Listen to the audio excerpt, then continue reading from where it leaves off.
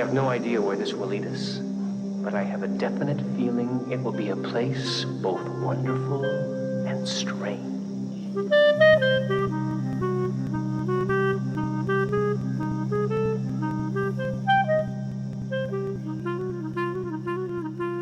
Hello and welcome to the wonderful and strange Twin Peaks Logcast. I'm Kalil, and with me today is the Ben to my Jerry. That's endearing, what you said after whatever just happened beforehand. Would you rather be the Ben or would you rather be the Jerry? Definitely the Ben. Well, congratulations, you've inherited some crimes. Well, I'm fine with that. Like, as far as Jerry is concerned, sure, he does travel around often enough, but I feel like he might fall into more problems, if you will, internationally. But then again, Ben is accused about 3 lifetimes worth of crimes, so... Yeah. I mean, like, I was torn which one to make myself, but I feel like you're more the sophisticated type, and I'm more of the... comic relief, you know? But at the same time, I'm someone who owns the Japanese flag that we have our dear Jerry touting around inside his pocket. You are currently wearing a flag very similar. Yes, in honor of this episode, I am wearing something that no one else can see. This is just for us. Yeah. I mean, not even for me, though, because I don't know if I get that much out of you wearing it. And I can't even, actually, literally, the way you're sitting right now, I can't even see you wearing it. So it is just for yourself. Which, what a Benjamin Horn thing to do. Thank you. Only care about your own self-gratification. Like, maybe I can just be both the brothers. Like, wait, who am I then? Why does that matter? I'm both the brothers. I'm Sylvia Horn, the forgotten Horn that nobody ever talks about. Exactly. So, welcome.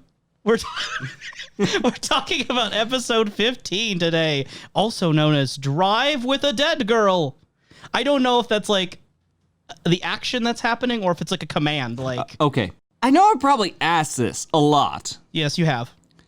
Who comes up with these titles? I want to know the person sitting in his cubicle getting ready to like release these episodes on one platform or another. Who has come up with these titles? I regret to inform you. It's Gwen. Gwen comes up with the titles. I don't know how to respond to that. This episode is written by Scott Frost, who is Mark Frost's brother, also known as the author of My Life, My Tapes, and Diane, 2 books about Dale Cooper, which, Professor, you are in possession of. Yes, I am in possession of those items in which I can't look at. And you're also in possession of a 4th vinyl since our last podcast? Yes, I have to correct my statement beforehand. It turns out the people who had given those sweet chevron vinyls, there was a 4th one. Because it turns out 3 of them are just some of Angelo Badalamenti's work between Twin Peaks, the original soundtrack, as well as the Fire Walk With Me. But there's also 2 separate vinyls for The Return. And that would be one... Return, the limited series event, season 3. Yes. Which one is the various artists, if you will, and the other is Angelo Badalamenti, which thankfully that was sort of discovered afterwards, because again, I can only look so much up thanks to Kalil's demands. Yeah. So various artists, I thought Angelo was amongst them. Sure. This episode was also directed by Caleb Deschanel, which is the husband to Mary Deschanel, who plays Eileen Hayward. You know, Donna's mom. We've seen her a little bit. Yep, famous character at the dinner table once. Also a famous character, but in our world, Caleb Deschanel is also the father of Zooey Deschanel, the actress, who never appears in Twin Peaks. Spoiler alert, there's no Zooey Deschanel. Aw. Yeah, I know, right? I mean, they could have got her for The Return, or they could have got her in the original as like a baby if she existed. All I'm saying is that Twin Peaks, if there's one thing we need more of, it's to introduce more characters. Hey, we got like 4 in this one? Yeah, 4. Yeah, but... you know, in the words of Leland, we will get to know them later. I would first like to talk about our darling white-haired lawyer man and his golfing. So we open the episode with Leland playing some indoor golf in his living room, as you do. Donna and James come in. They visit, and Leland regrets to inform them. Unfortunately, he just dropped Maddie off maybe 20 minutes ago. And he goes and, Sarah's upstairs trying to get his attention. And when Leland's away from the room, Donna and James, just look at the golf balls and they're kind of having a little giggle because classic Leland Palmer, am I right? Classic Leland? I suppose, again, we don't really know everything about him. As last episode showed you, huh? Here's the thing. Leland is by far, just gonna say this, by far the most threatening character in Twin Peaks. And probably the most perplexing. This is my larger statement here. The way his mood shifts in the Great Northern later, it calls into question that how deceptive is he? Is he as deceptive as a horn? Or is this just a part of Bob leaking through that just might be beyond his control? The way he addresses the concerns of James and Donna when they're inside the home, like worrying about Maddie, how much he actually knows about what he did and is conscious of it, and he offers to them, like, hey, maybe you could send a letter. Is that something that he is genuinely concerned and wants to come off well to them? Is that just another form of deception? Is this, again, just Bob? And when they go, there's a point in which Bob is seen, like, through a reflection, but not in, like, the usual smiley way. He actually has a straighter face, almost, I'd even call concerned. Well, we almost see the smiles get magnified through Leland rather than Bob this time around. Yeah, and it's kind of, think about it this way, like, maybe sometimes when we see Bob, there might be a little bit of Leland in that Bob, if we are to see vice versa sometimes. Like with Leland says you're going to Missoula. That might have been Montana! That reflection might have been a reflection that through Bob's figure, Leland's emotions broke through. Yeah, I know last episode your feeling on it was that it was a fight of struggle between the inner parts of Leland, between Bob and Leland, and that you kind of felt like there was something internally fighting here. Whereas in this episode, and I guess I'm open to what you think, this to me felt like they were more in harmony. Mm-hmm. Or there was almost no Leland here. Mm-hmm. If there is a Leland who is like the Leland we've known up to this point, more genuine father figure, more sincere, father, of the household. If he's still there, he got buried in this episode. Yeah. Or else, like you said, we just don't know everything about Leland, and they're more similar, these two halves. Yeah, and it's like that old saying goes, inside you, there are two wolves. You know that saying? No. You don't know that saying? Why would you have two wolves? It's like a meme. It's like a meme where it's like, depending on which wolf you feed, that's the stronger one. And people like make memes out of that because it's a very overused phrase. Anyway, one of them is a Frank Silva with like super long like gray hair and a denim jacket. That's one of the wolves. And the other wolf is Leland singing and dancing. See, now the joke doesn't make sense. I over-explained it. We even had like points in which we would see the singing and dancing Leland side with this. Like, again, as you said, he was in the Great Northern, like, entertaining some guests to some song over there, having a good time, when all of a sudden Sheriff Truman has to come in and break the unfortunate news that Benjamin Horne has been arrested. Yeah, and which must have broke Leland's heart, Yeah, that definitely was a reaction he had, because when he came around the corner, he was sweating profusely with glistening skin and just like this horrifying smile and snicker. This is strange, and I think you say it perfectly. Like, it's almost as if the Bob we know and the Leland we know are in harmony, as opposed towards something in which it's more of a melody in which like they would both bounce off from one another. So it's definitely eerie. And later on, he's wanting to show his club to Cooper, and he holds it in a certain way that makes me concerned. And if it wasn't for Cooper getting distracted, he could have very well seen Maddie and could have gotten caught. But on the other circumstance, killing Jock managed to get him out of the Ben's trial circumstance, because after having a murder case, it's kind of hard to stand as a lawyer. So he could even distance himself from there and have a chance to get off scot-free. Is Crazy Bob just a force of chaos with just incredible insight? What is Bob? And when he says later about, like, with Ben being angry on the phone, talking about dairy, potentially a diary, and with Catherine's testimony and Ben's testimony on, like, being together that night, how much did that go together? Did this event actually happen? What do we believe from Leland on screen what his words are. And that is why Leland, in my opinion, is the most threatening character. Because I do not know where Leland is at, even if I'm seeing a significant sum of him. And not to mention, like, we recently watched The Shining. Just not like right before this episode, we saw The Shining. The first time the professor has seen Stanley Kubrick's The Shining. Yes, it was your second Kubrick film overall, correct? Yes. You've seen A Clockwork Orange previously. Yes, and this is my second one. Like, there's some lines I can draw with Leland as well as Jack when it comes towards, like, a growing insanity, at least from what we're seeing from our perspective. And seeing, like, the mannerisms of Jack versus the mannerisms of Leland, I gotta say, I'm very, very fond of Ray Wise's performance. As you said in a previous episode, he is a beautiful, beautiful madman. I'm adoring this strange, like, he can shift and make me feel uneasy, whilst the mannerisms of Jack from The Shining kind of just border on almost Looney Tunes. I enjoy the fact that Looney Tunes does come through on it. The thing with The Shining that's so different, and at least in the way that Jack Nicholson is acting and being directed to act, is that even from the beginning, the audience is heavily clued into the idea that something's wrong with this man. Yes. That he, even when he's more normal, like at the interview for the job and the walkthrough, the way he talks, the way he looks, just his eyebrow movements, the smiling, there is something a little off to him no matter what. Whereas Leland has been consistently portrayed in a very, very sympathetic way from the beginning. He has never been portrayed as, like, stable.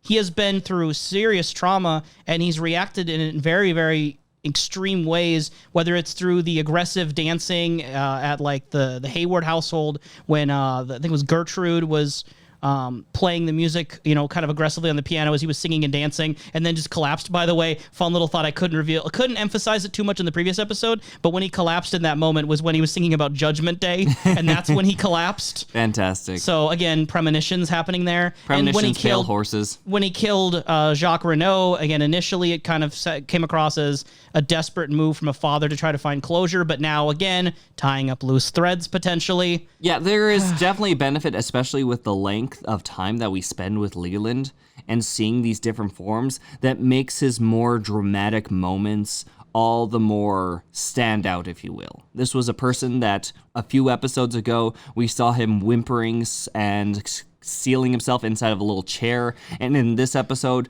after dancing around and putting himself aside, that grin. Well, and again, no one knew outside of, like, Lynch and Frost, pretty much, who the killer was going to be revealed to be if they had to reveal the killer. So, like, we know that Ray Wise didn't know he was the killer until he found out that episode. Yeah. Meaning that throughout the show, none of, like, Leland's performances have been necessarily fake.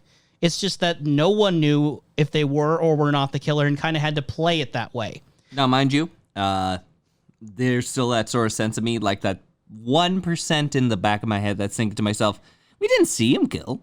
Yeah. We saw him kill Maddie, who could be Laura Palmer, which in by all context, yes, then he did. Then let's, for the sake of the podcast, until you feel like it has been proven to you, what I will say is if I refer to Leland as the killer, let that be shorthand for there is a demonic spirit inside of him that drives him to do at least one killing. Can we agree on that? We can agree on that. Who has a similar methodology with inserting letters into fingernails as whoever did whatever happened to Laura did to them. Yes. Cool. Yeah, and it's really interesting too, because there was the scene with the golf clubs, like you mentioned. There's so many different ways you can interpret that at this point in the show, because Leland is just driving all over the road, swerving like crazy, singing his song, and as he's singing the song, Cooper starts humming it when they haven't seen each other yet, so it's like they're kind of tapping into the same wavelength almost. I think that The Shining started to click a little bit there. I think that Cooper tends to have that strange click in some there's a spiritual connection kind of happening as they're driving toward each other without knowing it yet. Yeah. And then basically Cooper makes this offhand comment about how, like, you know, our driver's ed course is required here. And then all of a sudden, out of nowhere, like a bat out of hell, like a blind puppy out of hell, shoots Leland Palmer just swerving across the road. Yeah, right around a corner too, so he didn't even have a chance to see it. Maybe hear it. Maybe the window was cracked open and hear it. And then Cooper made the comment of, looks like we have a dropout here. And then they pull Leland over. They pull Leland over. Again, a little bit of comedy mixed in with all this darkness. Yes. They pull Leland over, and Leland could easily have not mentioned the golf clubs. But he basically just like, hey, Cooper, are you into golf? Hey, let me show you my new golf clubs. Works around the back. And again, like you mentioned, Maddie is in her to-go bag. She's in her to-go bag. And he is, you got to wonder what was his motivation there, because if it's logical, yes, was there a reason? Or is it like an animalistic, sadistic kind of sense where it's like, wouldn't it be fun if I do this? And I don't think either way at this point in the show you can argue is right or wrong, but just the idea that we don't even necessarily know his motives, but it's putting such a risk, like a Russian roulette kind of situation here, that if Cooper did see it, yeah, he's got Truman and Cooper both armed with guns in a public area. Yeah. People are around. What would he have done if Cooper had seen it? Yeah, he could have hit him with a golf club, but then you got Truman there. Yeah. So it is an interesting situation. He was just either so confident or he just didn't care. Now, here's the thing as well. Like, I know that you kind of gave me some strange look when I say, like, Leland is the most threatening. Whenever I was just kind of thinking about it, whether I can refute it or not. Okay, gotcha. Because it seems that for the most part, whenever it comes towards other people, it's usually by self-interest and calculated, at the very least, on what they're going to do. Like, especially with Ben Horn now inside of a little cage after he's been toppled over at the moment. Catherine mainly directing her force against Ben. John doing whatever the hell he's doing, and same thing goes with Hank. But Leland's next move, wherever the next letter is going to lie, that's where the threatening bits come in, because I don't know whether or not there is a sense of direction for him.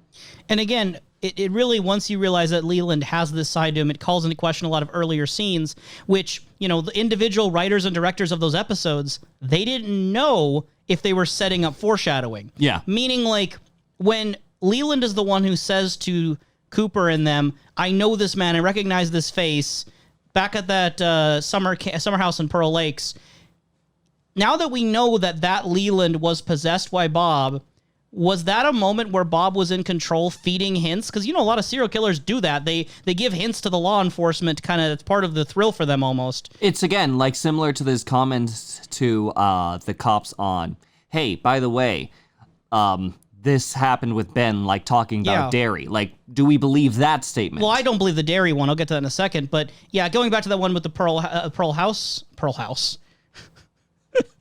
Going back to the house made of pearls, Leland could have also been not possessed in that moment and genuinely clueless and just having this childhood memory of the scary man who would flick matches at him. I don't even know, like, how far does possession go? Because, again, this man is Benjamin Horne's lawyer. Yeah. How much of a straight face he has, or how much intention he has, or maybe how complex his emotions are, in which he would be genuinely concerned about Donna as well as James, but on the other hand, he still has something that ticks wrong in him. It's such a good element to his character that while we were feeling Leland out as a pretty sympathetic character, he's always been Benjamin Horne's lawyer, and as we've learned so much between the start of the show and the killer being revealed, we learned so much about Ben and how shady he is that once we're reminded, you do know that Leland is his lawyer, right? That kind of floods in the reality of like, oh, yeah, a guy who's this guy's lawyer probably does have some corruption in him of some kind. Mm-hmm. And then we see that scene the episode before where Leland starts giving actual advice to Ben. It really starts to click like, wait a second. Paying attention that Leland is complicit and he associates with this man, and he tries to protect this man legally. How much does he know? How many faces does he wear? The whole stigma against lawyers being devils is unfortunately being backed up by Twin Peaks. Very concerning. As far as like his position, we know that he's one of the I don't think it's going to be the front desk reception individual that might get like ownership passed down if anything happens to Ben. But if Ben gets convicted and put aside, what position does that put Leland in? Yeah. So, and if like given like the opportunities that, well, Ben has, if in Leland's hands, what's going to happen with the Ghostwood Project? Right. So before we get to Catherine and the Ghostwood Project and all that, I did have a question, and I think you've somewhat answered it implicitly. But if this episode had happened before the killer being revealed to us, obviously they would have handled it a little bit differently, because the moment we see Leland turn a corner and start making that face, it'd be immediately obvious. If I knew the alternate reality and I knew this reality existed, I would really want this reality, because again, it was so good. So here's my question for you. My question for you is, assume that we only would see what Cooper saw. Let's say that like when the sheriff tells Leland about Ben being arrested, and Cooper's there for that, and we see the whole thing with being the driving, the swerving, but we don't see what's in the bag. Assume there was an alternate version of this episode where we did not see Leland's face, we did not see the things that reveal him as obviously the killer. Would you have bought into Leland's reaction?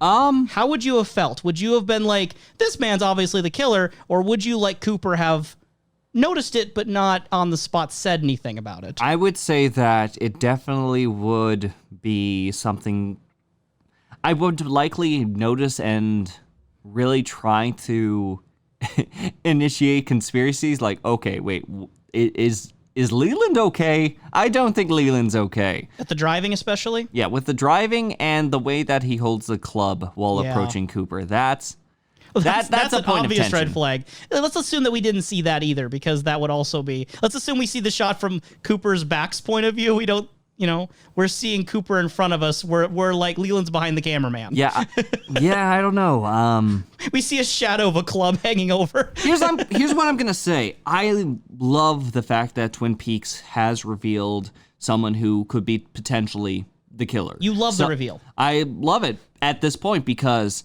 we're about, episode 14 was when it happened, and the end of season 1 was about 7 episodes, right? Mm-hmm. That means that about the length of both, if you were to consider this like last season's length, we got revealed this twist.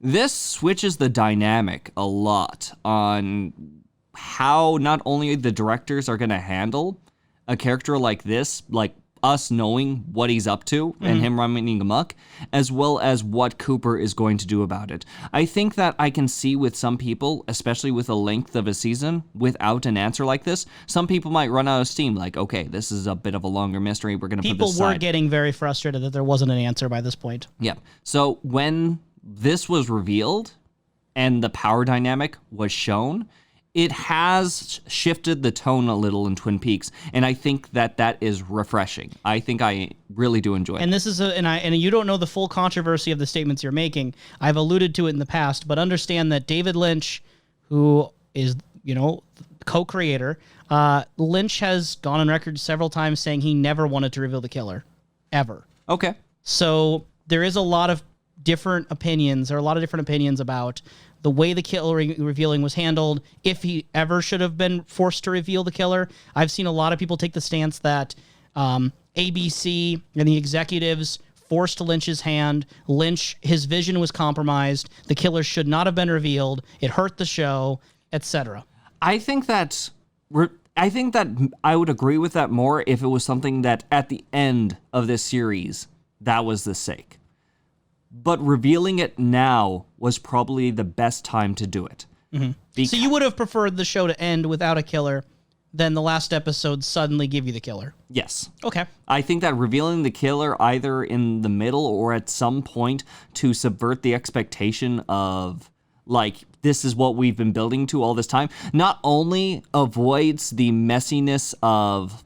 I think that you put it best before, the solution of the mystery has to be as intriguing as the mystery itself, but it allows something to simmer and makes you wonder what's going to happen next. Yeah. Because you've got, like, a good answer now, right in front of you, right on your plate.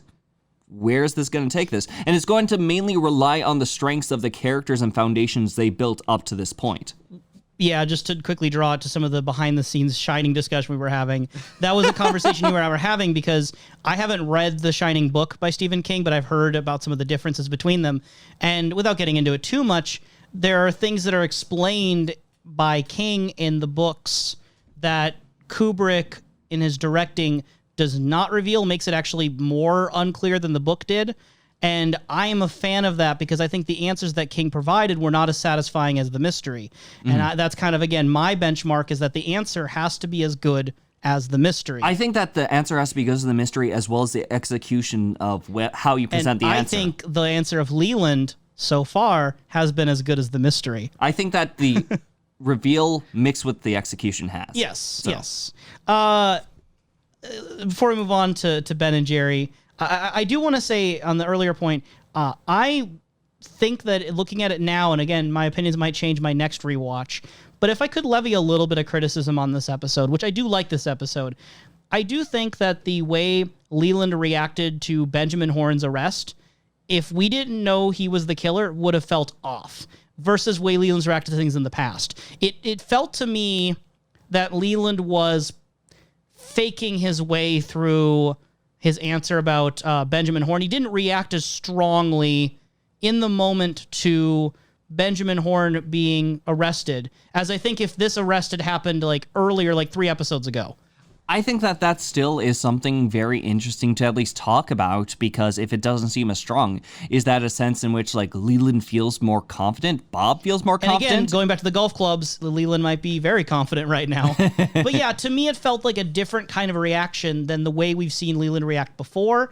And I would think that my version in my head, I think I would like a version of this where Leland's actions reacting to Benjamin Horne's arrest were a little more believable for me. So if you want the Kalil cut. Want the Kalil cut? I'll be writing my fan fiction. It's going to be 666 chapters, and it's all from Toad's perspective. I look forward to it. Toad is strangely endearing to me. Like, he's only, like, had background influences and just, like, name references, but every time I see him, I get a smile on my face. Like, I don't know where it comes from. Toad is just endearing to me. Mm-hmm. What does Toad stand for? What do the 4 letters in Toad stand for? T-O-A-D. What does Kalil stand for? Exactly. Kalil? No one tried. Like, who's just a name. Toad is obviously standing for something. No, Toad might be a nickname. Like, just trying to say like each letter has to mean something. Not everyone makes an acronym. T's got to be the nicknames. I'm just gonna say T is the. No one uses the for an acronym. Omega, Alpha. So he's Alpha and the Omega. But apparently, no, he's the Omega and the Alpha. I know, so it's the kind end of and then the beginning. It's inverted. It's actually really clever if you think about it. No. The Omega Alpha Destroyer. He is the apocalypse. Got it. And don't try to ruin Toad for me. And you know who has experienced the apocalypse in this episode? Benjamin Horne. His life is coming crashing down. I feel it. I feel it. Now, I have, again, made no hiding of the fact that Benjamin Horne is one of my favorite characters in this show up to this point. He has consistently been someone I've really enjoyed. And that I want to be clear that doesn't mean I always wish him the best. I want him to be a good character and have a satisfying character arc. And sometimes that means you go crashing down. And I think that the way Ben has been toppled and the way his, execution you mentioned, Ben's acting in here, not to be overshadowed too much by Ray Wise's for Leland, I think that Benjamin Horne's plotline right now is very satisfying. Yeah. Benjamin Horne has consistently had aces up his sleeve and won by beating out people like Catherine and Josie and Hank and Leo and having people pitted against each other with Blackie and John Renault, all these different elements in the background. And he has, again, either through sheer luck or by masterful planning, he has been unscathed. He has Ghostwood at his disposal. He managed to get the Tajimura funds that just kind of fell into his lap and used them to pay off Josie and all these different things that were coming into place. And the reason he gets undone, the reason he gets arrested is because of his daughter looking into the Laura Palmer situation, which he was not really directly controlling Audrey the way he was other people. And he's also undone by just like the sheer random chance of the one-armed man like reacting the way he did in the building. The things that take Ben down, and again, I could see someone not liking this. Maybe someone wants Ben's downfall to be because of Ben. He failed in some way. But I like the fact that Ben got sent to jail out of things that were pretty much out of his control completely. Yeah. Things that he would never have been able to foresee. I would say that he would not be able to foresee his daughter. It's the fact that what he had done became the chink in his armor when he started considering his daughter. And as soon as like that chink was shown, his armor blew up in his face. It's such an immediate, it's like you're playing Jenga and you're playing Jenga. Excuse me, no, you were playing Ghosts and Goblins. Like, as soon as, I was going to use the more common example that our audience more likely knows. Okay, let's give both of our examples, and the audience can choose which one they want. Okay. Okay, it's like playing Jenga with a rhinoceros. Now, what were you going to say? Yeah, because, the relatable situation of Jenga playing with a rhino. Well, yeah, you've seen a rhinoceros, you've seen Jenga, you put them together, what do you get? Bad news for Benjamin Horn. No, it's like Ghosts and Goblins, where effectively when the weakness found when your armor is hit, all you're left is your underwear. And Ben is now caught, vulnerable in his underwear, in which he can be struck at any moment. And that might be his fall. And like Lucifer in Milton's Paradise Lost, he is proud in his ruin. He is over here, like, cleaning the bars of his cell, trying to, like, sit up proper, trying to make the best of his situation, His tie's a little loose, but he's got it together the best he can. No, he doesn't. Well, he is cleaning his bars. He's trying to, like, pretend it's tidy. He is fidgety. Like, he goes straight from, like nervously, like, cleaning the bars straight into brushing his teeth. And I don't know about you. Are you gonna yell at the man for brushing his teeth? No, I'm talking about, like, how quick the transition is. This man is unstable. Like, this is not his natural environment. He's not in control. He's never been this powerless during the show. Yeah. He doesn't take it very well. Jerry comes into the prison wearing his Japanese flag in his chest pocket, just got back, says to Ben, "You look terrible," gives him a hug. Do you interpret the hug to be very genuine? Yeah, they're brothers. Good. Like Benjamin Horn, though, is known to backstab people. He is known to backstab people. If the last person I think he's going to backstab is Jerry and vice versa. Okay, cool. And then Jerry, knowing Ben well enough to actually think it's worth asking, did you kill her? Like, just straight up asks, but then rescinds his comment, basically saying, actually, I shouldn't have said that. The last thing a good defense attorney needs to know is the truth. I don't think he fully rescinds that. It's just more so as, like, just not knowing the truth. It's like, he's almost like implying, like, okay, well, Ben, you've done a lot of things, so yeah, I probably shouldn't wouldn't put it past him. Uh-huh. So while it is kind of warm to think, oh, they have this beautiful brother relationship, it's based on mutual understanding that one of them could murder a high school student at a given moment. Yeah. And what's family for if not to cover up for murder? Family? Yeah. And then and Jerry also I give Ben credit. Either in his desperation or his wanting to support his brother, he brings Jerry on his representation in a legal capacity, and Jerry doesn't know if it's 24 hours or 48 hours they can hold him without charging him. I love the scene in which basically he says that he's going to have to act as his lawyer, just because, of course, everything with Leland. Yeah. But yeah, he literally, like, in the middle of the conversation, picks up from his suitcase a literal book on criminal law and starts flipping through it. And then once, like, Ben starts talking, he just tosses it, like, carelessly back into the suitcase. Let's face it. If this was modern, if this show had been set in more modern times, he'd be on his phone with Wikipedia open right now. Like, Jerry is so not good with his stuff. Like, but here's the thing, it's still impressive.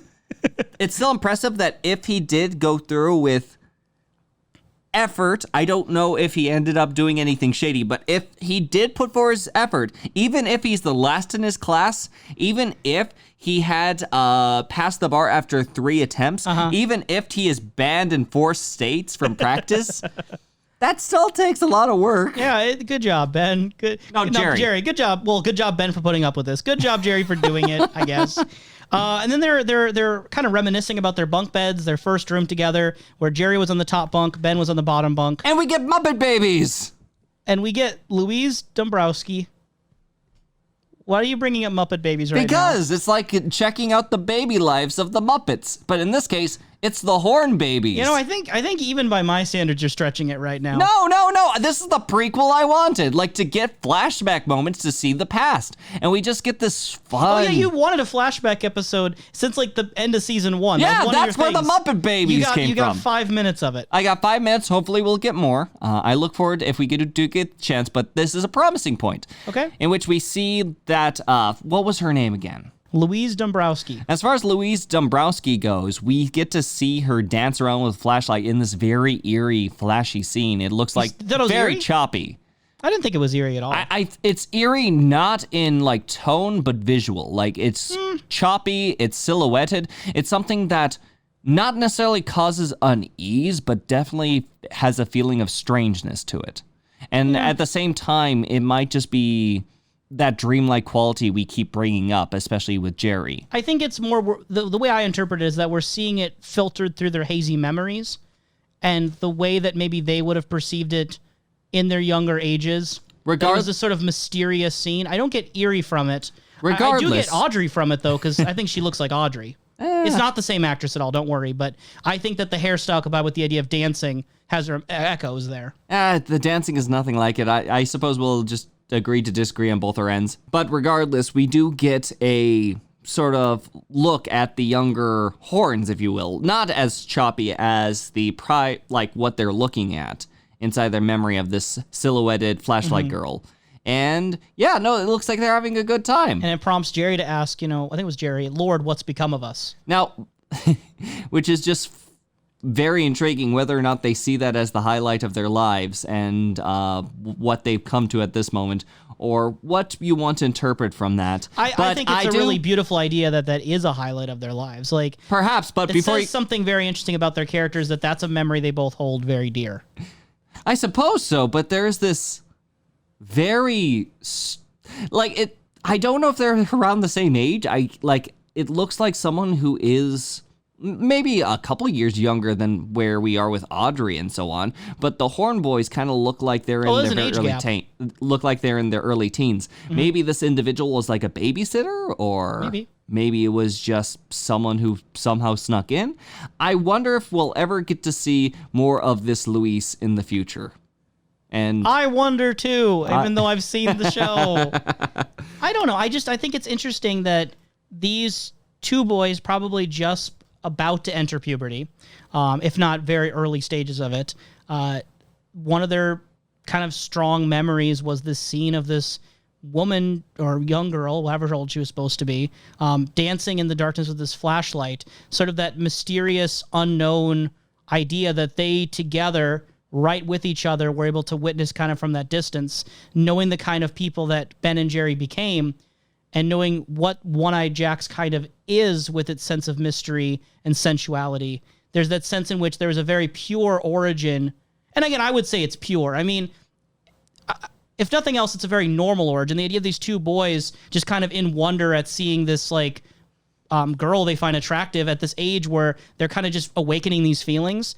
Again, pure or normal, whatever you want to call it, what it's become twisted into, which again prompts that Lord, what have we become kind of question, which it doesn't even necessarily get lingered on long enough for them to even issue if they have regrets, but it's that you can tell that something got twisted along the ways. Yeah. Also thought it was kind of funny that when they're drawing blood for DNA testing and stuff, Jerry's like protesting, never in all of my years of practicing law have I seen, a client so horribly mistreated. And Ben's like, ow, at getting his blood drawn and stuff. And it's like, it's just reminders that for how strong Ben is in the realm of like manipulation and control from a business standpoint, he is not he's not a man used to pain. I think that he's fragile. Yes, I think that it is telling with how he treats blood. We've seen people treat blood in all sorts of ways, on whether they lick their wounds, apply to lipstick. Immediately after, Ben gets access to his hand again, he quickly just shoves it inside of his mouth and just gets rid of it, as if, we do see that sense of fragility. That's a great comparison, though. Yeah, how much stronger, at least physically, in the sense of their pain senses and their ability to mask their emotions, people like Josie and Hank are when it comes to something like that. Or even Jonathan / Mr. Lee. I do also find it funny the moment where Jerry's giving his expert advice of when they show the diary and they ask what it is, and Jerry whispers into Ben's ear, a book. And then Ben, processing that, it's a book. I don't know. I don't even think he processed it, because it was like a millisecond afterwards. He just repeated it verbatim. It's almost like he's just rolling his eyes while Jerry just tries to help. That's what I get anyway. And then there's also the question that with all this sort of what happens with blood in the Twin Peaks Blu-rays, you get to see these instances where a theme is shown in each of the discs. And one of them will show from A to Z collection. Yeah, from Z to A collection, we also see the same menus inside of Your Complete Mystery collection. Okay, so they both. I wasn't sure the menus are the same. Yeah. Cool. So there is there would be a theme, people would talk about coffee, people would talk about cherry pie, people would talk about notes. I'm waiting for the one in which it's having a little fun, jovial music. Well, it's there's all the instances of blood, just tiny bits of blood where people are sticking it in the mouths or all over the place. We see Nadine touch around with her bloody hands on the milkshake. Mm-hmm. So yeah, I'm excited for that menu if that is to come. Yeah. I also thought it was interesting we get Cold Cooper back. We haven't seen Cooper in that sort of cold, detective mode, I guess you would say, interrogating mode, really since the beginning of the show. It's been very infrequent ever since then. And seeing the way he handles Ben, the sort of terse, abrupt, kind of in control momentum that Cooper has when he puts the serious face on. Yeah. My question for you, Professor, knowing what you know of Cooper currently, do you believe that when he enters that sort of mode, when he's questioning Ben, when he's questioning James, when he's questioning Bobby, when he assumes that, do you believe it's a mask he puts on at will, that it's kind of like a thing he can just put on, take off, that it's not really necessarily his real self, but an act he puts on? Or do you believe it is real, it is a part of him that just doesn't get brought up very much, it is also kind of always hidden there? I think that there's always a point that everyone can relate to, that when you kind of get dressed and get up and go to work or do something familiar, you'll have a mannerism and position and mood and voice that can differ a fair amount from any sort of mood you might have at home or with friends or doing a different task entirely. I think that there's this professionalism and understanding the weight of his position that comes in with sitting in these interrogation rooms. I don't recall many points in which we see the softer Cooper inside of his bedroom at any point inside of this room in particular, especially with Leland. So again, just to clarify, do you believe it is an act that he is totally putting on, this sort of act that isn't really necessarily his real self, or do you believe it's something that is always true within him but just doesn't show out very often? I think that it's just a mode that he goes into. I don't think that it's any more less or true or false than the guy who's freaking out over the different trees that there are, the Douglas fir. Exactly. Douglas he firs. is on the job. So the Douglas firs side of Cooper, and the side that is being an honest friend to Audrey, and the side that is being very cold in a interrogation situation, all equally Cooper. Yes. Okay, cool.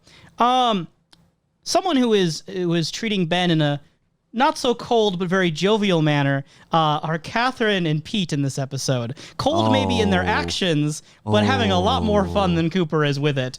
I really just want to take a moment here to say that Catherine is not someone that I've talked a lot about. I don't think even you really have as much, Professor. We talk about her when she's relevant to the story, but it's not like Ben where I'm just over here gushing and adoring her character arc. Because like Josie, we've mentioned in the past how there's characters who are unclear. We're never really sure if they're good or bad or what to make of their intentions. Yeah. There's just not enough there to be confident on that I don't know how I feel when I'm watching them. I just know they're doing things. I want to say that I really enjoy Catherine right now. I really enjoy what Catherine's brought by being Tajimura for 3 episodes, waiting it out, being in the room when Ben gets arrested to see him fall, and then the way she's reconnected with Pete to speak through the recording, I really thought it was entertaining. I really did. So we get this part where Truman is in his office. He's watching through these binoculars, this pileated woodpecker. Pete comes in, admires the bird, and, because they're both outdoorsmen of some degree. Pete talks about how Josie left with no goodbyes, tells Harry that he loved her, which, however you want to interpret Pete's words of loving Josie. I think that's good that they keep it vague enough in which it's either confessing that, yeah, he had feelings as well, or if it was a confession of being we both loved her in a way, and it sucks what happened. Yeah, and Truman took it okay. He wasn't jealous or upset or anything. And I kind of feel like what Pete was doing next, I don't know. I don't think Pete is the kind of guy who would have come up with this on his own. So I think it's Catherine kind of telling him to do this. But on his, obviously we find out later that Pete's real reason for being there was to go to Ben's cell. But on the way there, he goes to visit Sheriff Truman, bringing up Josie. And I guess I get the sense of getting information out of Truman. As well as Mr. Lee and And Pete's in a unique position where no one's going to suspect Pete of trying to get information from, the sheriff that he's not supposed to have. So just by bringing up Josie, which is obviously something that Truman cares about, he does learn about the Mr. Lee Jonathan switcheroo name problem. So he learns that that's kind of going by multiple names, learns a bit more about the circumstances going on, and knows what Truman knows now, which might be important for Catherine. So it is kind of like, I feel like Pete's being sent out to do Catherine's work, but I don't even feel bad for Pete because I think he's enjoying it. Yeah, no, I think that we can even put into question a little bit on Pete because this is a side we haven't seen much of him. Now, prior, he's thinking that something is a little bit iffy as well as Truman, so I'm sure that one or both of them will act in the near future. But when we move on to the point that, Pete goes into the cell of Ben, there's this, he's getting prepped up, he is actually in pretty much a very good mood, Pete. And he's getting ready this little tape recorder while Ben's being sarcastic, but as soon as he plays it, oh boy, the golden goose appears in front of Ben's eyes, stating that, ho, ho, hum, oh, Laura Palmer's murder, oh, we were making love, were we? I don't know, my memory's iffy. And meanwhile, Pete is kind of poking at Ben through the gate, going off, and it's oh, come on, Benji, and just dancing around the outside end. It is so strange to see this side of Pete, but at the same time, it's kind of refreshing as well. Well, and I was going to make a joke here that I've recently been getting caught up on the MCU films. I never watched the Marvel Cinematic Universe films until very recently. And I was going to make the comment that Pete, of all the Twin Peaks characters, he's obviously a Loki figure. He's obviously the god of mischief in this episode. Ghosts and Goblins, The Shining. We're dropping all these. Okay, to be fair, for us, this isn't that bad for references because we've made some weird references in the past. We have. This is there's something for everyone. MCU is very wide net of appeal. I think we're gonna get something. Jenga. Most people have played Jenga or heard of a Jenga. They've seen a Jenga. They've smelled a Jenga. They might even have tasted a Jenga. You don't really know what people have been up to with their Jengas. Whatever you want to do with your Jengas, please let Kalil know at snakeeyedreams@gmail.com. But when we do see Pete, he does make the comment after smooching on the tape recorder. She's a caution, isn't she? That was terrible. That was a terrible beat. I don't know how to say that. I know, and to be honest, the reason I can't do that impersonation is it doesn't feel like a Pete line. It's such a weird thing for Pete to say. We only know so much about Pete, and at this point, why did Pete fall in love with Catherine? Was Catherine a different person, or was Catherine exactly the same? And stuff like this is what Pete might expect. Pete is a grandmaster chess player, okay? He may be. He may be. I love the way he just kind of does that slow turn. He kind of drops the smile, has this sort of mischievous, almost neutrality on his face, a menacing face to him. And then he slowly turns and almost hunchback, waddles out of the room, kind of. It's just weird. The way he leaves the room is so much more dark and menacing than the way I would imagine Pete. I'm imagining that by the end of the Twin Peaks series, we are going to have a standoff against everyone in Twin Peaks. Everyone's going to have a gun pointed at someone else. And actually, I didn't want to spoil this, but I guess I'll just reveal the ending of the whole thing right now. There's actually different factions. It's kind of like Twilight. There was Team Jacob and Team Edward, but it's like that. But it's also the Avengers. It's they're really powerful, right? But they're fighting over the love interest that is Lucy, right? It's going to be Team Andy, Team Dick Tremaine, and this is where the some spoilers coming in because the rest you could have predicted already, right? Then there is Team Pete.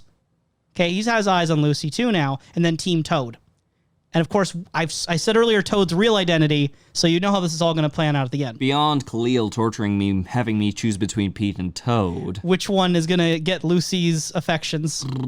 And I think no matter who comes out at top at the end, whoever wins Lucy's affections, it'll be the most sultry and passionate romance in the series. No doubt.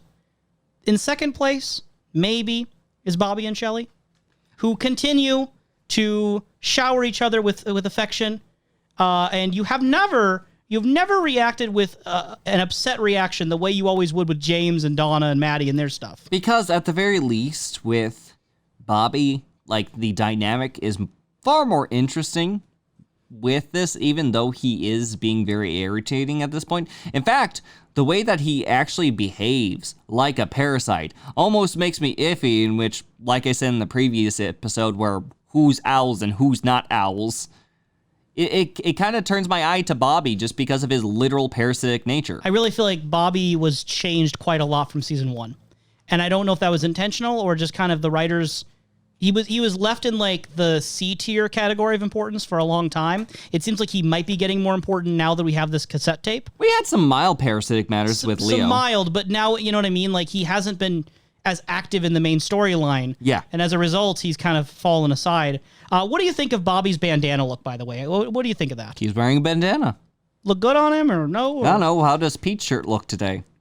I think Pete looked fine. I think we both had a conversation a little bit earlier about Hank's tie. I think in terms of the best looking, obviously Toad. I think Toad looked good in this episode. I think the domino tie for Hank.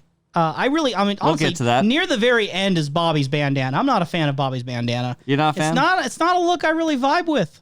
Let him wear what he wants. I mean, I never said he couldn't. Yeah, let him. But I'm also allowed to express my opinion on what he wears.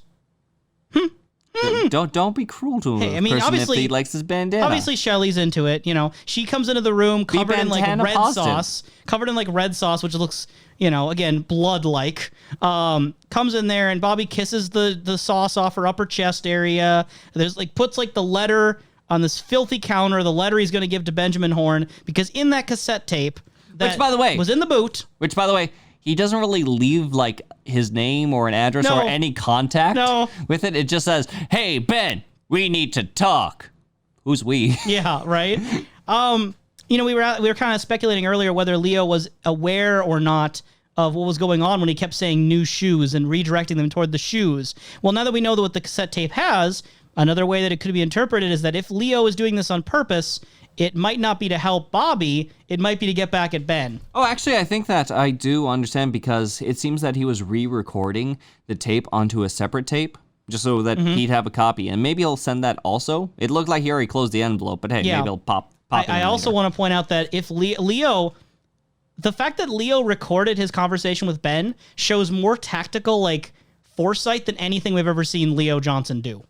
He actually thought to record the conversation that could incriminate Ben. For how many times Leo may have been involved in crime in general, I think that maybe past experiences have been telling. The law enforcement knew he was shady, but they couldn't pin anything on him for years. Yeah. So Leo is not as dumb as we might suspect. There is a sense in which he does have some plans. I don't think we ever accused Leo of being dumb. Just in my more heart, so... I kind of did, I guess. maybe I didn't vocalize that as much. No, I've always just thought of him as a force of nature. So seeing something this tactile still comes off guard to me. You know who else is a force of nature? The person Shelley? who comes up with these episode titles, Lucy's sister Gwen.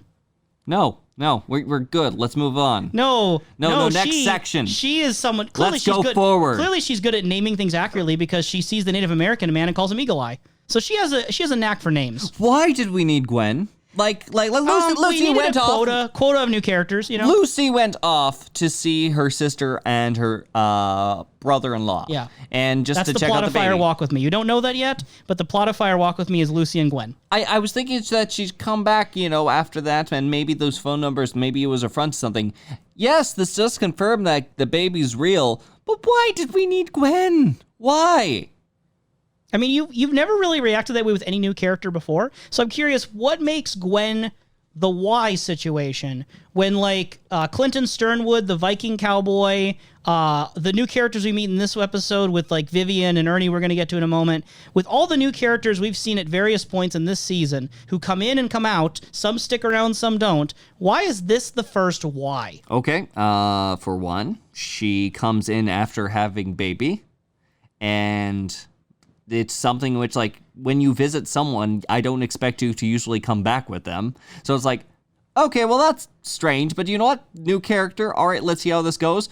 The comments that she kind of has with Hawk as well as Andy later on leave me more than just a little uncomfortable, especially when she refers to, having a son as, having this worry that, oh, no, I've got another guy that's just gonna run around with his sperm kind of shooting it about. And I at first just think to myself, okay, maybe she's just making this as a joke. But no, her follow-up line is just like showing a sense of sincerity with it. This person has no boundaries, ends up sticking her nose in like private matters, gets offended at those moments, and constantly just kind of says things that can come off as kind of little bit like frustrating? We all know a Gwen in our lives.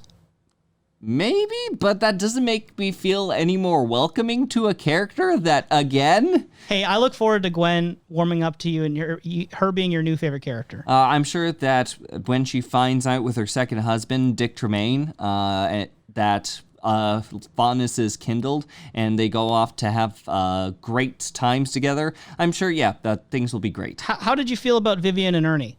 They're also new characters. Well, for one, Vivian didn't have a good first impression with me. She stole mashed potatoes from Toad in order to try to make a point.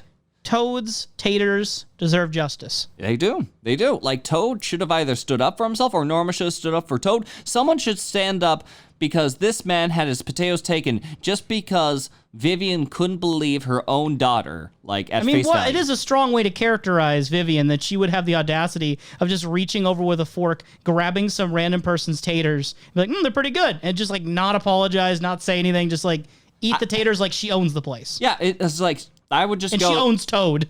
Apparently. No, and, like, it could just be, like, a sense of, like, I'll just make you some mashed potatoes, just give me 5 minutes, I'll show you. But no, she takes off the potatoes. She kind of has like these backhanded compliments for Norma as she continues to have a conversation while her new husband, Ernie, was it? Ernie Niles. Ernie Niles kind of is off in the background. And he's taking care of a phone call, of course. There's still that concern that he does come back saying like, he has some business going on with Tokyo, which we've had Tokyo referenced earlier with Catherine, so makes me curious on that. But it's more so, my biggest concern is what he hands to Norma, because you see that he has a paper in his hand, and he puts a paper right in front of Norma. Like, right front and center. There is no way, like, Norma can overlook it, and it doesn't seem like it's something like, oh, I forgot my paper. No, it looks clearly that he brings it forward, and what note does it say on that paper? It says $1,000, Houston by 3. Now, I don't know if this is a Biff situation and he personally has a almanac that tells us... Ooh, another reference. that tells us what exactly the betting odds are. We're so cultured. Yes. I don't think was it football? Was it a sports almanac? I think it was. Yeah. But yeah. Like, him dropping this in front of Norma... How it goes back into questions of what way back when I was casting suspicion on Meals on Wheels on how much we should even trust Norma. I continue to have to ask that because she did run off with Hank. We don't know how involved she was with Hank's past. And to be given like this idea or this special code or whatever it may be, just regardless, betting on a sports game and guessing the score and just having that handed in front of her, it makes me suspicious. I think there's kind of this running theme through our commentary, and particularly with your commentary this episode, knowing more about one member in a relationship calls question into the character of the person who was friends with them, is family with them, is in love with them. Because what do we take from the idea that Norma fell for someone like Hank? Just as much as you're talking about stuff with Jerry, with Leland, and what that says about them with their engagements with Ben, with what does it say about Pete that he fell for Catherine? Are these fairly innocent people caught in the webs of more treacherous people, or is there something in this individual that falls for that? Again, someone like Shelley fell for someone like Leo. Is there a darker side to Shelley that allowed that, or is Shelley purely a victim? We don't have enough information to answer. Obviously, we want to be careful not to victim blame. We don't want to make it seem like, oh, clearly they deserved what they got because they went with this person. We need to be clear we're not doing that. But I do think it is an interesting point to bring up that these past engagements, they follow you. It always weirds me out when I see people, comment about their exes and comment in such a way where it's, oh man, they're just so terrible, like making fun of them or talking about how bad they were. And don't get me wrong, you can have a terrible ex, that happens. But this was someone you were probably at one point in love with, like one of the closest people in your life. It's interesting to think about how readily people are to pretend that never was something appealing to them. This terrible person who you now hate, that was a part of you, and they left a part of themselves on you, and the part of you that fell for them is still there somewhere. And it does make you wonder, what part of Norma allows herself to give Hank all these second chances. Yes, and that also connecting with Ernie as well as Hank. Ernie himself, later on... There's so much in a name. Vivian just sounds like kind of a stuck-up name. Like, that's just the connotation, at least in my knowledge of media and my knowledge of culture. Vivian sounds like some stuck-up kind of character. And Ernie Niles just sounds like he's one of the bros, Oh, good old Ernie. He's like your uncle. I don't know. There could be other, let's put up a few, say, for example, Ernie Niles, ace detective. No, I don't feel that. You don't feel it? I don't feel that. Ernie Niles, crocodile hunter. I just did that because of Nile. They just did it because of Nile with the Nile River. That's the only reason you did it. What about Ernie from Sesame Forgive Street? me for a pun! Forgive me for playing with words and trying to make connections. Oh no, I'm sorry that I am not so lol random to your face. I don't appreciate puns. I don't appreciate you. What I do appreciate, though, is that Hank was insistent that they meet up at 8:30 sharp. Even when Norma was like, I don't know if we should do this, Hank's like, no, we'll be there. He's insistent after Norma's mother's Hank insistent wants to with talk to Ernie. Vivian. In which, let's face it, Vivian putting up this offer means that she's insistent to a degree, but the only she one who's doesn't know. hesitant is Norma. But which she doesn't know, or as far as we know, she doesn't know about everything with Ernie in his past. And this also caused a little bit of confusion because Ernie, who also gave this note to Norma for whatever reason, has also stated that he wants to go clean. And he also states with Hank, because apparently they have a past connection. And he notices that he has a different hair color, too. I really want to know what Ernie's former hair color was. But we do know Ernie's former name. Yes. The Professor. Ernie, the Professor Niles. Yes. Are you telling me something, Professor? I'm telling you nothing. I've just dyed my hair recently, so... Oh, no. Anyway. I do want to believe that Ernie Niles had, bright blue hair. Yeah. I'm thinking, classic mid-late 2000s, scene hair. And, he had, really long, poofy blue hair. That's what I like to believe Ernie Niles looked like in the Slammer. But yeah, no, he claims there's no angles. However, Vivian is putting him in charge of her investments. Yeah. Which is, concerning place to be for a man who seems tempted by crime. Yeah, but at the same time, he's just out of all the people to state, going clean to, telling it to Hank, who, again, had this history for, I somewhat believe he might be trying. There might be, points in which he may be faltering. But again, that earlier note, there's something that bothers me about Ernie. And also something bothering me about Hank, because Hank continues to entice, seeming like a character that he seems genuine in his attempts trying to escape, keep his head above the water. Oh, he's very good at manipulating. But his power plays with Ernie, when they state Vivian doesn't know about my past, and when Vivian starts walking towards it, he's like, "We're gonna talk later, Ernie, but I'm glad that you're back. Bud to bud, prisoner to prisoner." Really loud, right louder, as they walk by. He's raising his voice very deliberately. And the thing he says before that to Ernie is, "Family's the most important thing in the world to me. Yeah, one must be ready to pay any price to protect it." Yeah, do you agree? And now that he has this leverage over Ernie, he knows something about Ernie that Ernie does not want Vivian to know. And there's also the elephant in the room that is Hank came back after 48 hours. And last time we saw him, he had a gun to his back held by good old Jacques Renault. Jean Renault. Jacques Renault bit the bullet, baby. James Renault. Jaloux Renault. Whoever you want to Ja and Renault, regardless of Renault caught him. Je croissant Renault. No. You can cut the French out if you want later. Thank you. Can I at least do Je crepe? Why? Anyway. Je Paris. But he came back, and who knows what conversations were taking off from there. What Hank considers family, and maybe even a history with Jean. Hopefully we'll get these answers soon. I mean, if family equals blood is thicker than water, we might consider Josie part of his family. Yeah. For all we know. I mean, we might be like quite the motley crew, but he has gotten plenty of connections for himself trying to keep his head above the water. There's also the thing that bothers me the most is the domino tie. Hank has a domino tie on. Yes, it's 4 this time. 2 4s. And when have we seen bolo ties before? With a gambling casino. aspect to it. Exactly. The last place where he was, a bolo tie with gambling paraphernalia, but instead of something like dice, this is a set with dominoes.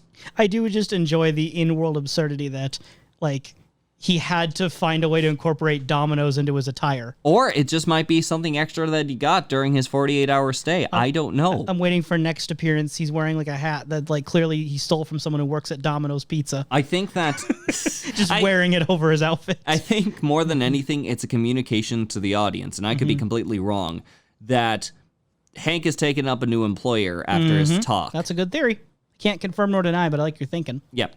Like you're thinking. I mean, again, like, point me in a direction of different bolo ties, and I'll see what I can pull out of my butt for that. The only person I would think that could properly point us in the right direction is the one about whom it is said, without chemicals, he points.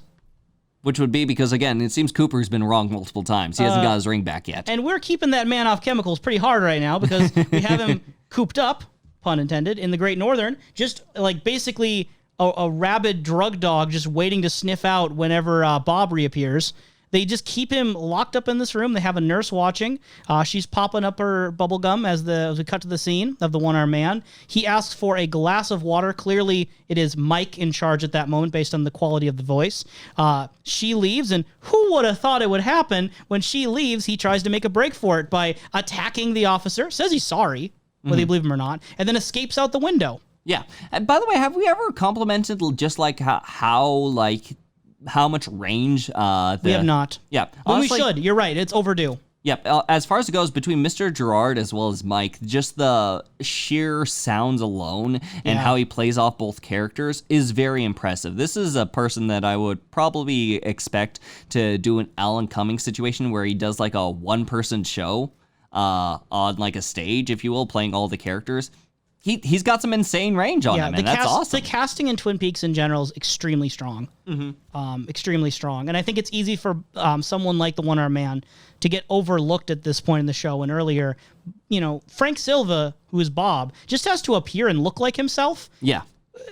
There's only one time that, like, Bob has said anything, and that was in Cooper's dreams. And I don't know about you, but, like, it's weird hearing Bob talk. He's not known for like actual dialogue. It's just by looking like that. And that there's still strength in that. There's strength in that, but I think that the acting for Philip Gerard and Mike requires such a contortion of the face and body and everything involved with his personality switch that, again, kudos to him.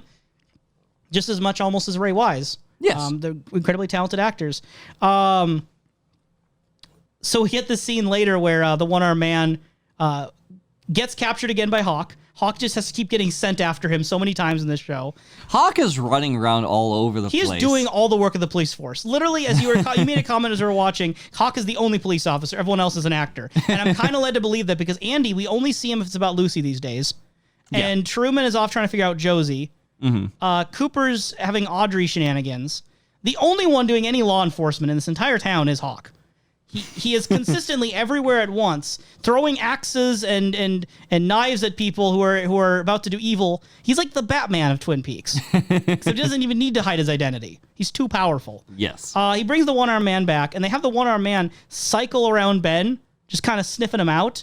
And, he says he's been close, but Bob is not here now. And I just like that there's no explanation that we're aware of offered to Ben and Jerry. Jerry's just like, Jerry's so confused about what's happening, but they're also at such a point where they don't even, like, question it that much. Yes. Like, they should be really concerned that this is happening. But they're just kind of like, what is this? What is this? Like, knock it off. What's going on? Like, he's looking at Ben like he's a dog biscuit. Yeah. And in spite of the one-armed man not so convinced that that it is Bob. And Cooper also doesn't indicate really confidence that this is the killer. The sheriff does step forward and says he's charging Ben Horn with murder of Laura Palmer, which prompts Ben to comment that he is a 2-bit lumberjack, which I like as an insult. I actually think this is a pretty good insult. He is a 2-bit lumberjack. Hawk is told to bring the one-armed man back to the hotel, the Great Northern, nail all the windows shut, 2 men at the door. Yeah. So again, keeping the man off his meds, locking him up. The legality of all this is very curious. Yeah. Is this a Bookhouse Boys operation, or is this FBI operation, or is this actually the Twin Peaks PD? It turns out that it's probably going to be leaning a little bit on Bookhouse Boys. And as mentioned before with the give Mr. Gerard his drugs incident that we mentioned before, Truman is at his breaking point with Cooper. About his mumbo jumbo, his dreams, the visions, the dwarves, the giants, Tibet, and the rest of the hocus pocus, in his words. How durable will this great bond we've talked up in this whole series, how durable will that be? Because with this statement, he blows up on Cooper, and Cooper states, "You're right, Harry. This is your backyard. Sometimes an outsider can forget that." Truman has this 1,000-yard stare, just looks off as Cooper walks away.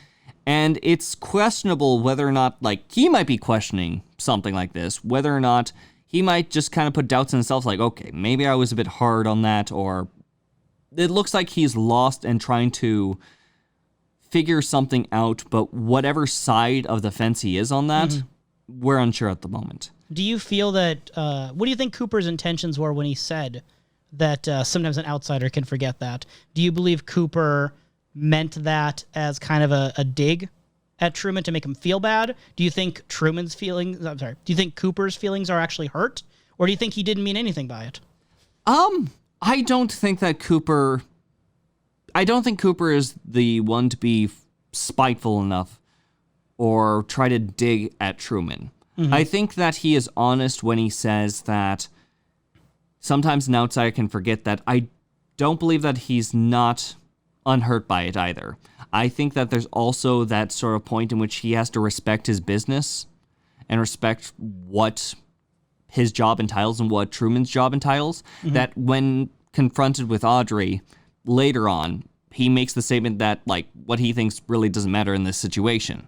Well, and in Cooper's side, having Audrey back, he blamed himself immediately for his failure to basically uphold his duty is what got Audrey in this situation in the first place.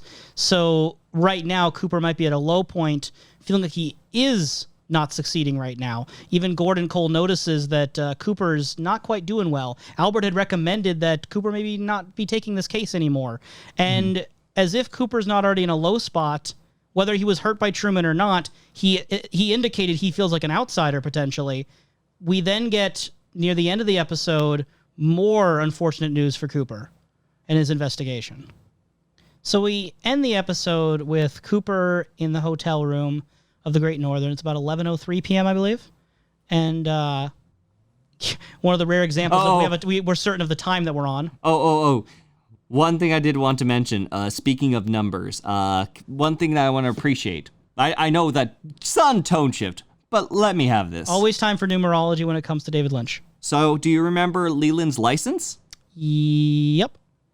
Exactly. 710, yep. That was my joke. Yeah. I'm not one who knows numerology that well, so I don't know if 710 has any significance in either individual numbers or collective numbers. I kind of want to look into it, but regardless, just having, yep, is kind of the reaction that I get whenever I'm seeing a new side of Leland now, so...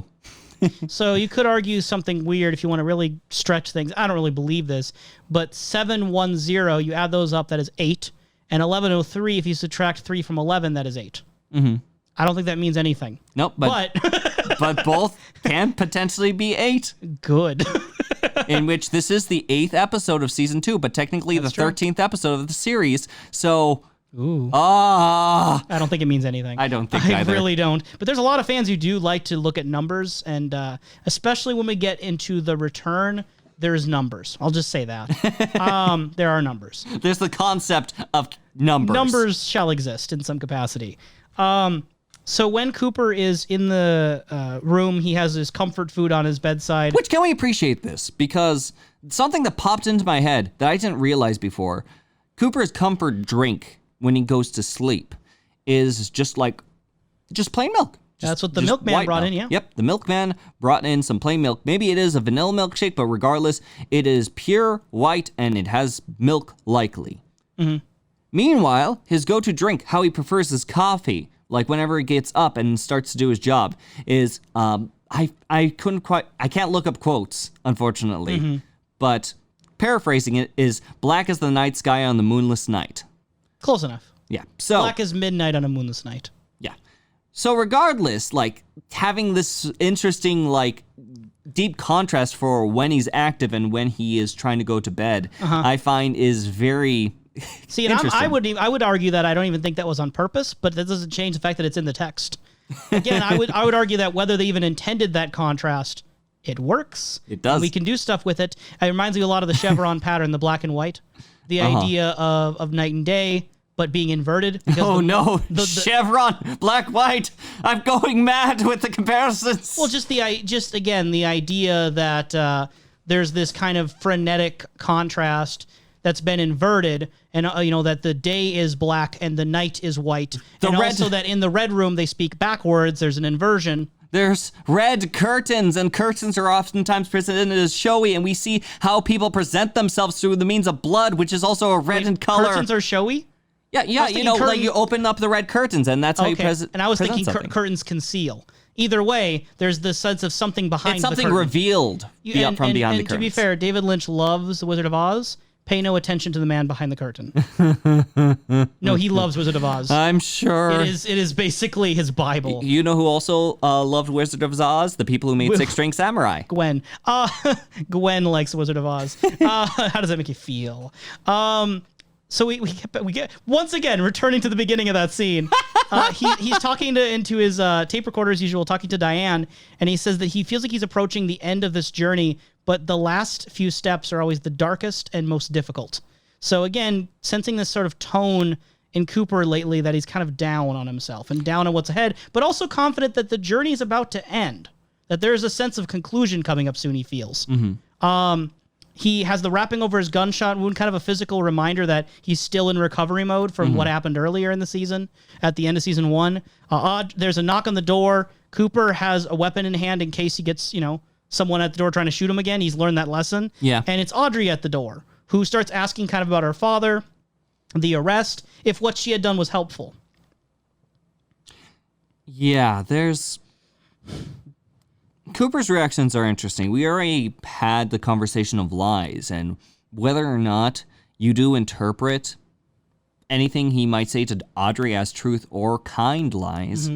He does convince or attempts to convince Audrey that Ben did love her. She says that all she wanted was for him to love her. And Cooper is convinced that Ben did love her. And she's certain that that he's ashamed of her, and Cooper says he disagrees. I'll get on my soapbox a little bit because I mean Cooper's the main one I want to focus on here, but I do believe Audrey that is actually something that, whether she always knew that's what she wanted or recent events have made it clearer to her what she's really wanted this whole time, but the idea that all of her acting out, all of the things she's been doing throughout this show, her main motivation is to get her father to notice and love her.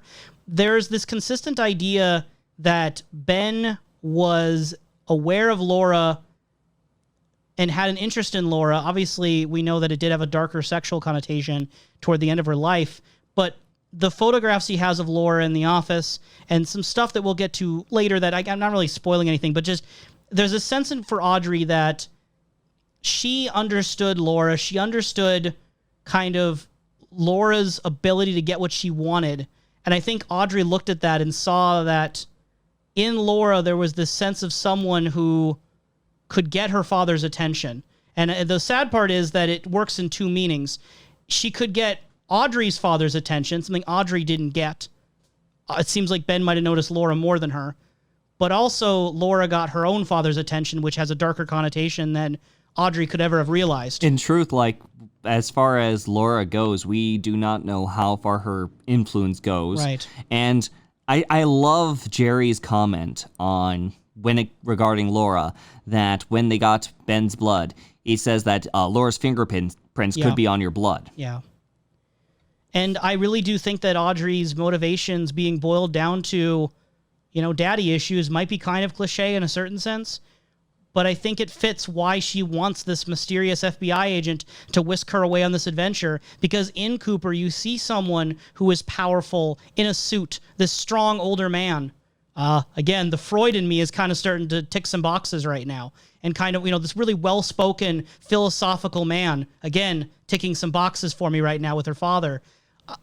I think that the way she's kind of wanted to find closure in what happened to Laura fits into that again and again, that I do believe that Audrey, whether she always knew it or just knew it now, yeah, that's what she's always wanted. And it's been corrupted now, because now that she knows who her father is, does she still want that affection? Mm-hmm.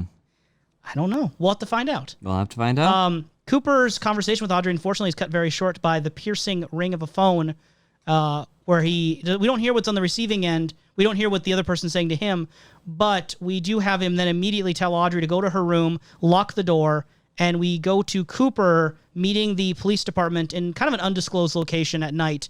And what do they find but wrapped in plastic, Maddie Ferguson? Yes. And the way it's shot, it obviously lingers on the image of Maddie, very similar to episode 1 or the pilot with Laura wrapped in plastic. But there's almost this sort of shaky camera shot we get briefly of Cooper's reaction to discovering the Maddie body, where it doesn't linger on Cooper, but Cooper kind of looks up, like he's almost trying to figure out something. He's looking up. He's kind of lost almost. At least that's the emotion I read into it, that he looked up and it's just like, yeah, I failed. I read failure into this. I think that it's also interesting how this is shot, because it's very similar, like in the case of Laura being found in a plastic bag inside the river.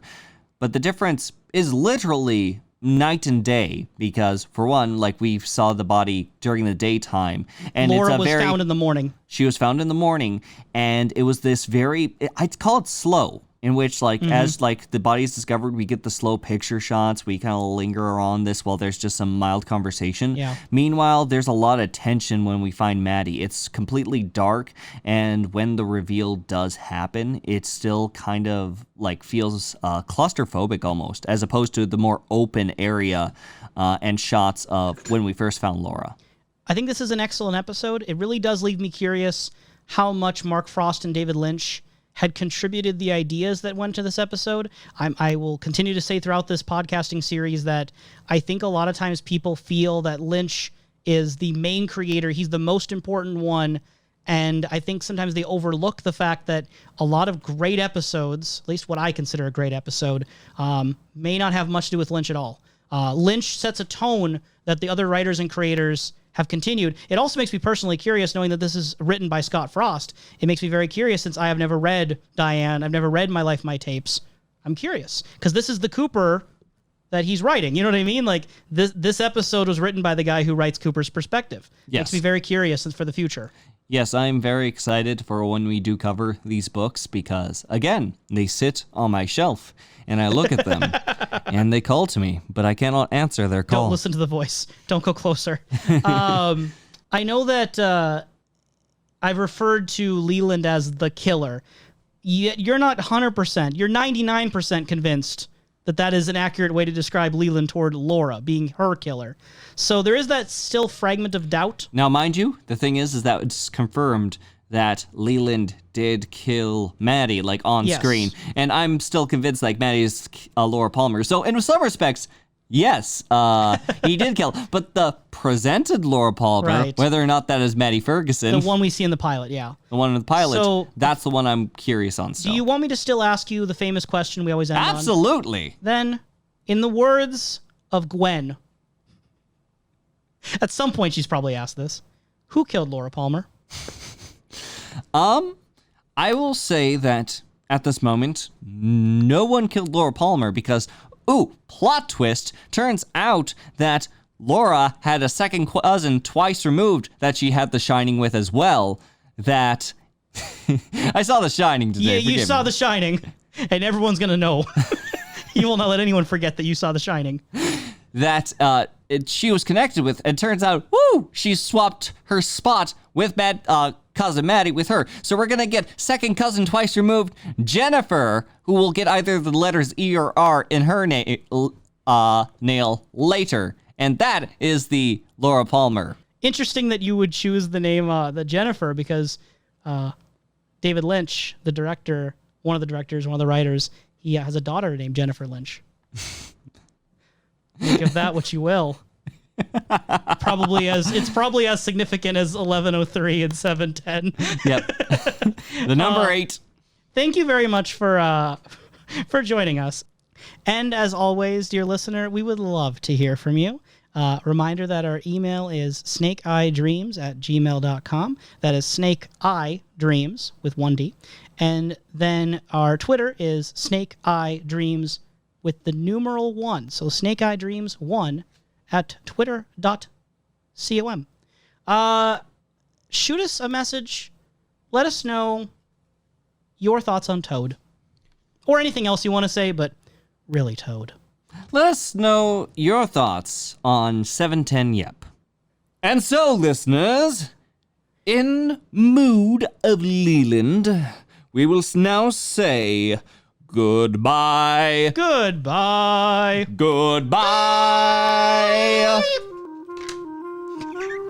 So tone deaf. I love it.